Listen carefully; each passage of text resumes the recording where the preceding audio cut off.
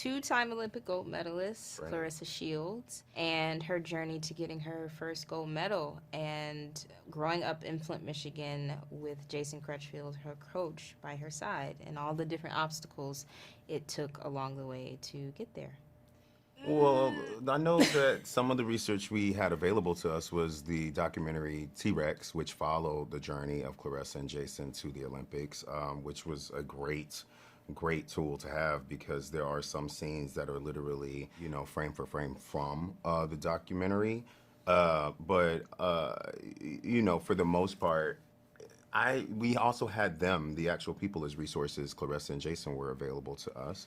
Um, but I think that T-Rex in and of itself was truly one of the best tools to have because you got to really see their interactions on and outside of the ring, and you also got to see just like what their life was like with each other, like how they interacted with each other, what their relationship was like. It was a really authentic behind the scenes look at who they are and how they got to where they are. Yeah, having that kind of front row seat with the documentary was very helpful for me. I got to see the dynamics that she had with her siblings, with her mom, her dad, her coach, and it was all, a part of who she was and what made her. So I tried to just pay attention to a lot of the little nuances about her, the way she moved, literally, to the way she spoke, the way she would fight. She is a very special boxer, and even though I was learning a lot of fundamental things about boxing, I definitely had to also study her style specifically.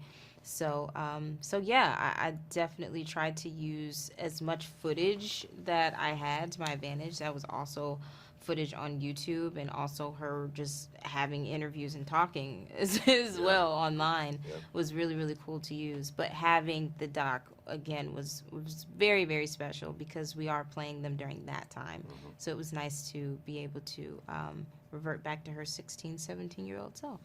I think what makes her story so inspirational is the fact that you see yourself in her. She is someone who literally came from nothing and created so much by the belief in herself, by the belief that her coach had in her, and what that means, and having community and growing up in Flint, Michigan, and everything that that means, and seeing just how much she pushed through and how much she had to get through to get to the point that she did. And just being 17 years old and making the history that she's made is something that you don't see all of the time. And so the story is just so rare. And I think seeing the ebbs and flows of life and the triumph and the low points is what makes it so inspiring because we all can connect to that. The narrative of Flint is different than how we have been exposed to it. The people of Flint have pride from where they're from. The people of Flint haven't left because it's their home. And what I love about this story is that Jason's still there. He's still coaching. There's still so much amazing potential in life that's going on in Flint. What we really do love about what Rachel did with this is that we kept a lot of the truth of Flint in there. We were in the streets of Flint. We kept some certain shots of like the same streets that she was running down, Ryan ran down, the same corners that they hung on as we were there. And it's really important, I think, to change the narrative of Flint because like more often than not, that narrative isn't held by people who look like us. And so what I love about the story of these two is that we're showing the actual truth of the residents of Flint. This is a story of perseverance, and it's a story of like just true heart and grit. And I think that it wouldn't be possible if it wasn't for that city. So we owe Flint a huge amount of gratitude. So thank you so much for letting us be there. Working with Rachel was just such a journey and such a gift, I think, for me. Having her see something in me is something that I just am so appreciative of. And she never treated me like I was, inferior to her. And she always leveled with me and wanted to make sure my voice was heard and our voices were heard. Hmm. And she always wanted to learn more and not I guess, ever act like she knew everything, and was a very, very, I guess, just real human being during her directorial debut, which I've never worked with like a million directors, but I've worked with enough to know that they can sometimes have a bit of some ego, that goes along with this type of job, and she did not have that. And she really became, my partner in crime during this entire ride, and the way she fought for this story for the 5-year journey that we were that we were in it is something that is just definitely reflective of the story itself. And being able to go through this with her was really special for me. So she did an incredible job, and she made sure that she really took good care of it, and it wasn't just something that she wanted to do just to slap her name on it. She really resonated with the story as well, as much as she could, and respected the people that it was about. What was asked of her wasn't easy, and I know of a lot of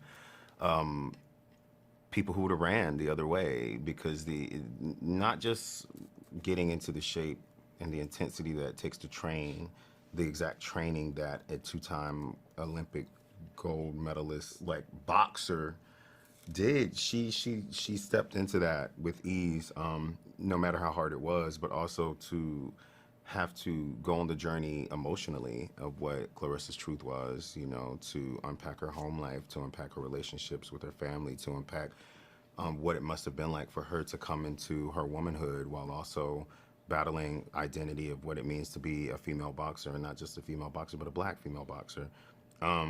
That's no easy feat, and I just know of so many actors who would run, and you didn't.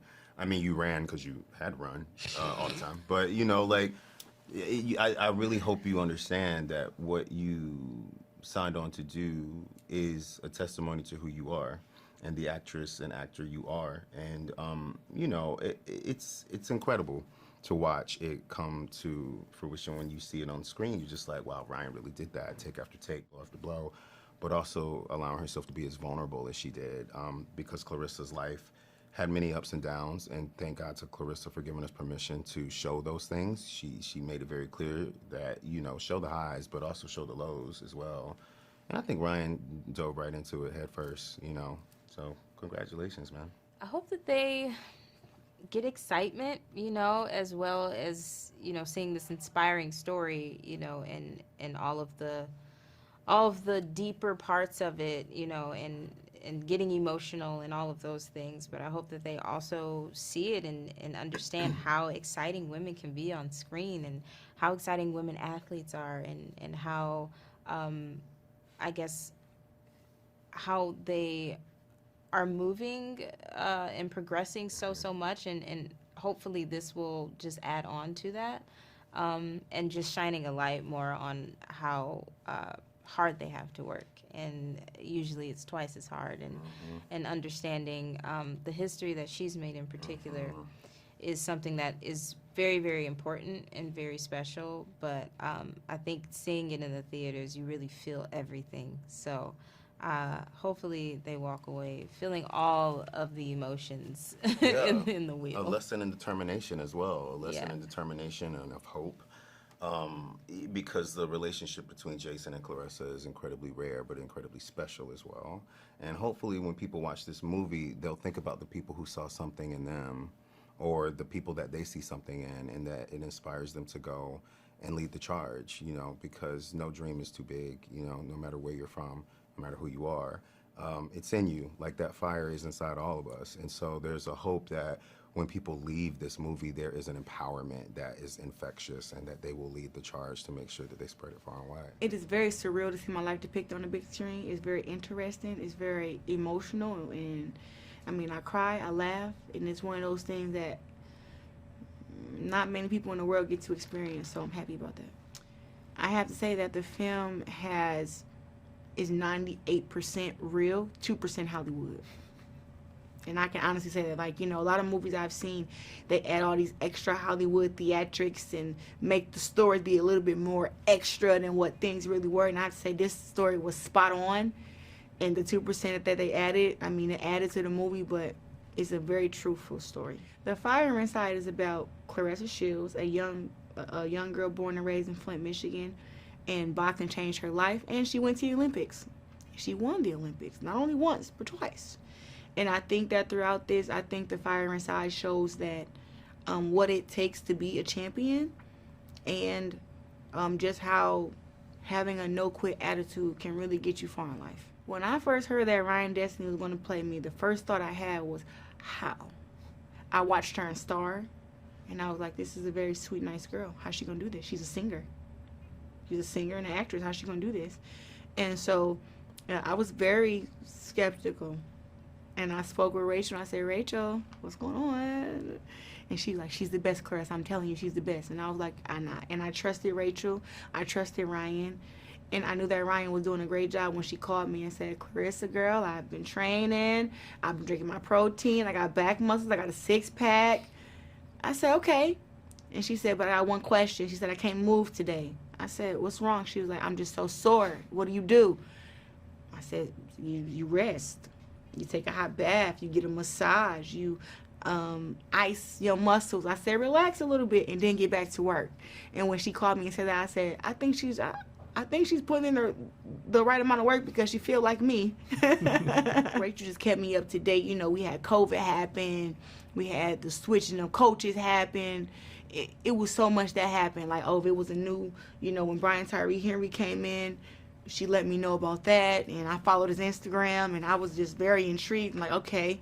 And I watched him in movies, too. So I was like, I can't wait to see how he can depict Jason. And I was still kind of like, I can't wait to see how Ryan, you know, can play me, because I was very aggressive back when I was 17, and I was very outspoken and mean and just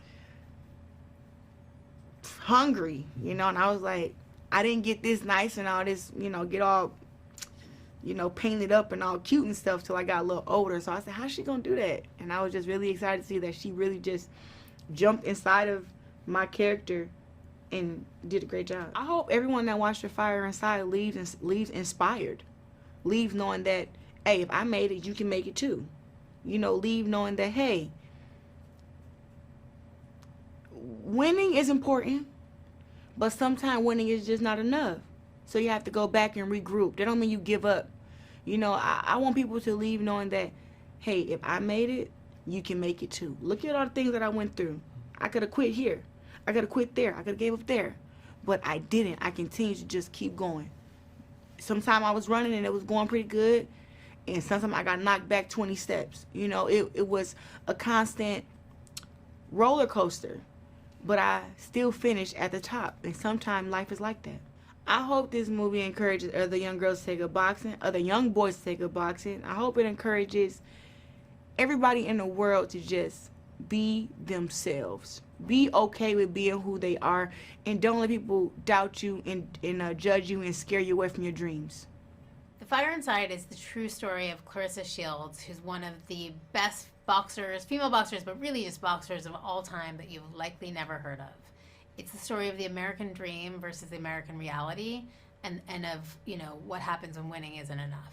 Claressa's story is so inspiring because of not just her athleticism and, you know, her history-breaking career inside the ring, both as an amateur and now as a professional, but also what she did outside of the ring, sort of fighting for parity almost, I guess, 12 years ago, long before it was a topical conversation that it is today. And, you know, and picking herself up despite all odds, despite not being valued or seen for the work that she had done, and, you know, inspiring us by finding the will to keep going and to do the thing that she loved and really investing in the journey instead of the destination. I think the most challenging thing about creating a movie based on real people is to do justice to their experiences and to make sure that you get it right. I mean, in my case, it's not just somebody who, you know, lived a long time ago and did some great things, and you're kind of filling in the blanks. It's somebody who's alive and well and opinionated and is a very good fighter. So if you get it wrong, you don't want to be on the receiving end of that fight. But you know, I think in this case, like, it's a specific reality, and Flint is a specific community, and really trying to do justice to like everything that Clarissa's experienced, and you know, to the community of Flint, and to get the detail right and the nuance, you know, even with the family dynamics. Like her mom and her dad are still alive, so suddenly you're casting actors to play, you know, real humans who have opinions and who are also going to see the film, and you know that dynamic is complicated, but well intentioned and loving. And so I think just trying to get those nuances right so that nothing ever feels tropey or like a caricature or even like an abbreviation, despite the fact that you're trying to like sum up a life in an hour and 45 minutes, you know, but that you really feel that everybody is textured and layered, and again, like that they come from a place of love. Well, Brian is a legend and is charismatic and elevates everything he does. I mean, he's always my favorite thing about any movie I see that he's in. You know, and in this case, I think what was exciting was to see him play somebody much more grounded and kind of, you know, a father figure, a coach figure, a mentor, and all the things that he's able to do with such nuance and such empathy and humanity. And, you know, with Ryan, it was a quote-unquote discovery. Like, she hasn't commanded an entire feature before, and this is a very different role than she's known for. But her audition, she was so undeniable that I could see the entire film, you know, through her performance and through, you know, her insights. And really the challenge there was just how do we transform her into a boxer? And Ryan, you know, to her credit, like, more than 6 months of training, intensive training, and, you know, intensive nutrition, an intensive nutritional regimen designed to, you know, gain weight and gain muscle. And by the end of it, she truly was doing all of her own stunts, and like was arguably better than her stunt person. So it all paid off. The thing about coming to directing from cinematography is that I've spent the better part of 20 years on sets. So I'm so comfortable with multitasking and leadership and lens choices and camera movement and like a lot of the technical aspects that go into filmmaking.